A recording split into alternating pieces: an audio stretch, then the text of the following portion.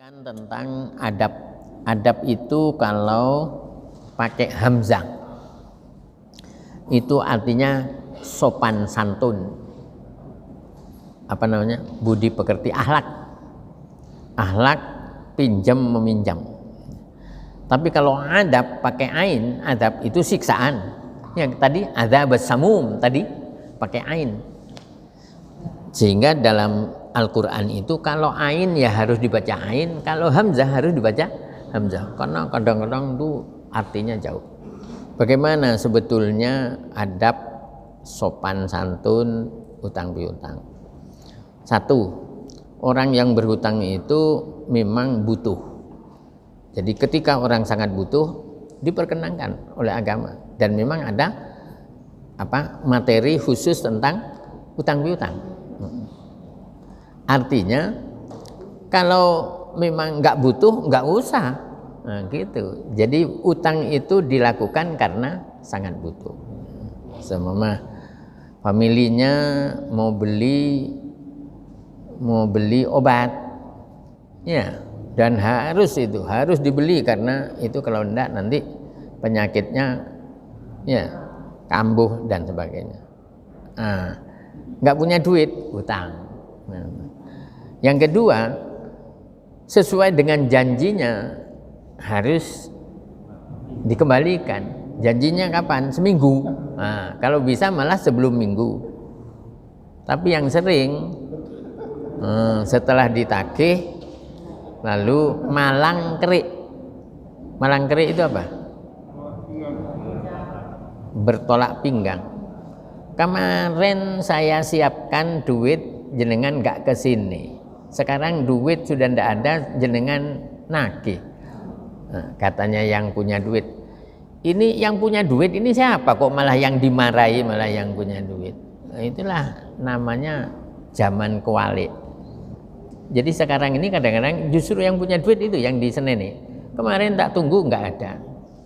Padahal janjinya memang hari Rabu. Ya, kalau hari Rabu kapan? Ya sekarang, nanti siang. Jadi yang pertama, lakukan utang piutang itu karena memang kebutuhan. Kedua, kalau sudah sampai ke janjinya, jatuh tempo, harus segera nyaur. Kalau pas nggak ada, segera minta maaf. Ya, minta maaf. Tapi jangan dibuat alasan. Ya. Saya itu mau nyaur ke jenengan, setelah nanti A yang punya utang saya itu nyaur. Loh, kalau A nggak nyaur kan berarti itu sebetulnya alasan yang tidak dibenarkan dalam agama. Janjinya kapan? Nah, katanya Rasulullah, orang yang hutang dan nawaitu niat dalam hatinya untuk nyaur, Allah akan memberi kesempatan orang itu nyaur, akan dipermudah oleh Allah. Ya. Nah, kalau dari awal memang sudah niat tidak nyaur, ya dosa itu, dosa. Nah, tapi bagaimanapun juga orang yang mau nagih, ya, itu juga dianjurkan untuk berbuat baik, sopan, ya, berbuat baik. Katanya dulu itu Harry, siapa namanya, orangnya itu kira-kira 3 kali saya lemu, roto ireng. Itu kalau saya ini Pak Besol kan, kalau daftar di bank itu mesti saya ditaruh di bagian penagihan, karena mungkin wajah saya menakutkan dan titel saya sarjana hukum. Tapi suatu ketika badan saya yang kayak gini nggak ada pengaruhnya gitu. Ya nggak nyaur, tetap nggak nyaur. Akhirnya saya datang ke seorang yai di Jember sana. Pak Yai, saya ini tugas saya bagian penagihan. Jarang saya itu berhasil. Oh, gampang. Pak Yai itu enak itu. Kalau diajak ngomong itu mesti diawali dengan gampang. Kok gampang? Bacakan Fatihah. Orang yang punya utang sama kamu itu baca nih Fatihah sing akeh. tak bacani Fatihah sing akeh Pak Faisal. Tak tahu orangnya itu teko dewe dan membawa utangnya itu. Dulu katanya 150 juta. Kira-kira kalau sekarang ya 1,5 M gitu.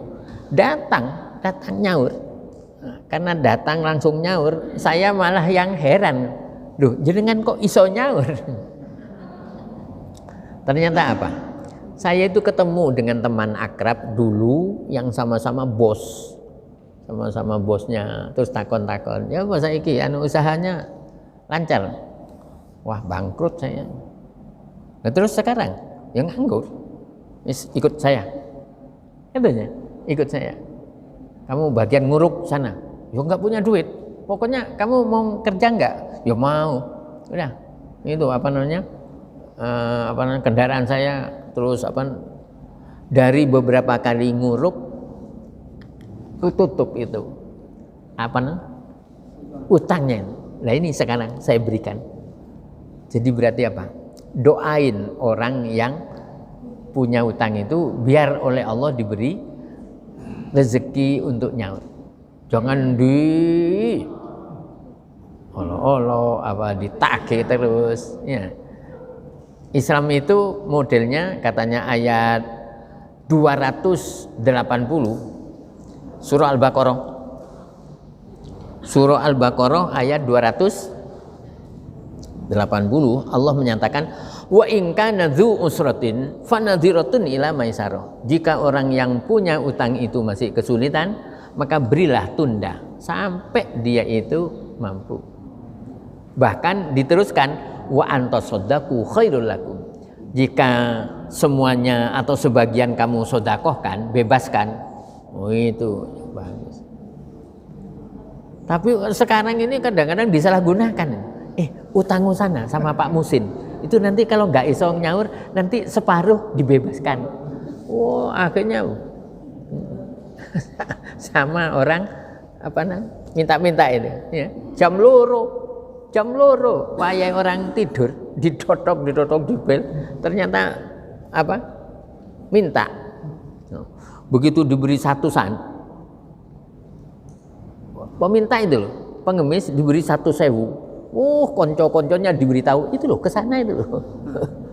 Itu nanti akhirnya malah namanya disalahgunakan.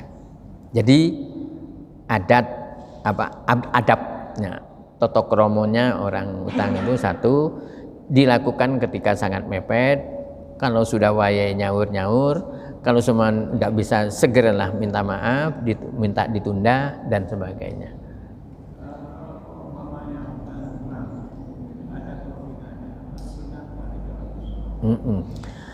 Kalau penyaurnya itu ada kelebihan, dibenarkan dalam Islam. Kalau dipersyaratkan dari awal, tidak boleh riba. Itulah riba ya. Kamu tak kei utang 100, tapi baliknya 150. Itu namanya bukan duit utangan, itu namanya duit mencret. 100 balik 150. Itu tidak boleh. Tapi kalau orang tadi diberi pinjaman 100 tanpa ngomong apa-apa, saking dari senengnya pada waktu dia butuh dulu ya, ketutup, pada waktu nyaur ditambahi dengan jeruk nipis. Karena sekarang ini kan enak ya, minum diberi kecerotan. Ya, artinya ada tambahannya, walaupun mungkin setengah kilo atau 1 kilo, tidak apa-apa. Karena Nabi itu pernah utang kambing rodok kurus. Pada waktu nyaur, dolek kambing yang sak padannya itu nggak ada, yang ada agak lemu. Akhirnya Nabi bilang, sahabat itu titen sekali. Nabi, jenengan pada waktu utang dulu kan agak kurus, ini kok lemu. Itulah orang Islam yang baik itu adalah baik ketika menjual, baik ketika membeli, baik ketika nyaur utang. Samhan idashtara wa samhan idza ba'a wa samhan idaktadu, katanya Nabi. Jadi boleh.